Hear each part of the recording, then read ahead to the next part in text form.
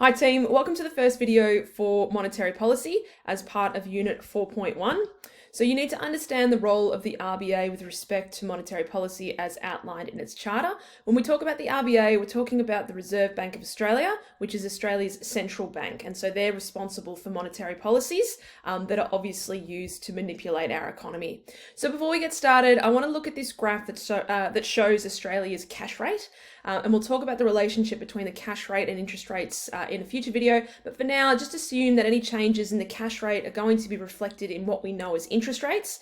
We've looked at interest rates before in terms of their impact on consumption and investment spending, and the story doesn't change, okay? So we're still going to need to try to understand how do increases or decreases in the cash rate influence the interest rate, and then how do changes in the interest rate go on to impact aggregate demand through a variety of different transmission mechanisms, which we'll also look at in a future video.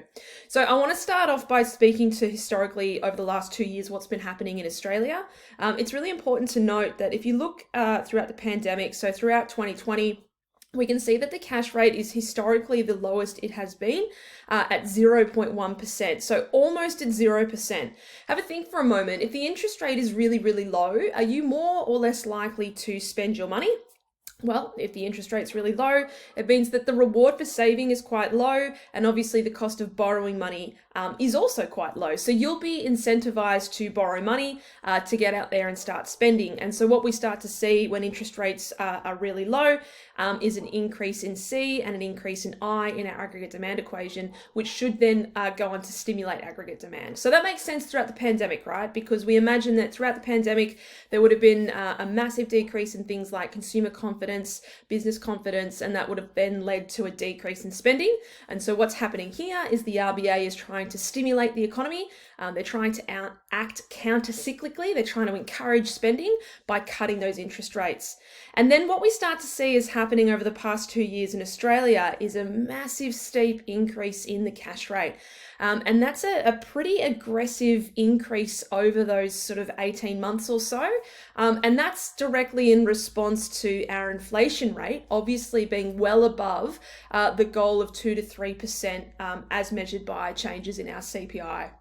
So in respect to the past 18 months or so, the RBA has certainly prioritised the reduction in inflation. They've been quite successful. We're not there yet. We're still not quite in the 2 to 3% range. In fact, it's recently just gone up again. But obviously, if there's an increase in interest rates, think about, okay, well, that's going to decrease consumption spending and decrease investment spending to decrease aggregate demand. Imagine shifting that curve to the left and what that is going to do to our interest rate, okay? So that's setting the scene, because it's really important as we go through monetary policy that we speak about it with respect to what's been going on over the last few years. So we're going to come at it from the perspective of, right, the interest rate has been increasing. And we take this as being a highly contractionary stance. It means that the Reserve Bank is seeking to encourage the Australian economy to engage in that contraction, because a contraction should lead to a reduction in prices, which will address our inflation rate. Okay, so the Reserve Bank of Australia, who are they? What do they do? We try to understand this through their charter. Now, I'll leave you to read this in your own time, but basically the charter sets out what the Reserve Bank of Australia is seeking to achieve. And it's not unlike thinking about it in respect to the macroeconomic goals of the government. So we know that our government have 3 macroeconomic goals that we've spoken to at length. We're now going to look at the charter as a way for us to understand what the RBA is trying to achieve, okay? So part A of the charter is the stability of the currency of Australia.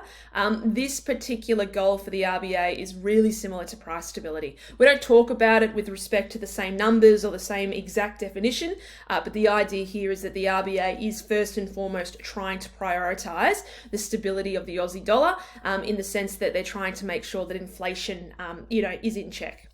The second one is the maintenance of full employment in Australia. Note the use of the word full employment. We've seen that many times. And once again, you can think about this particular goal as being very similar to the government's goal of full employment. And then the final one is the economic prosperity and welfare of the people of Australia. So quite different to what we've seen before, but very much in line with trying to maximise living standards for everybody. Okay, so the RBA work pretty much, in a similar direction to the government most of the time, not always. But from reading this, we can get a sense of what the RBA are trying to achieve in the sense of using policies such as changes in the cash rate and other policies to manipulate, obviously, economic activity in Australia. And that's pretty much at this stage, guys. Just make sure you're familiar with the charter, and I'll see you in the next video.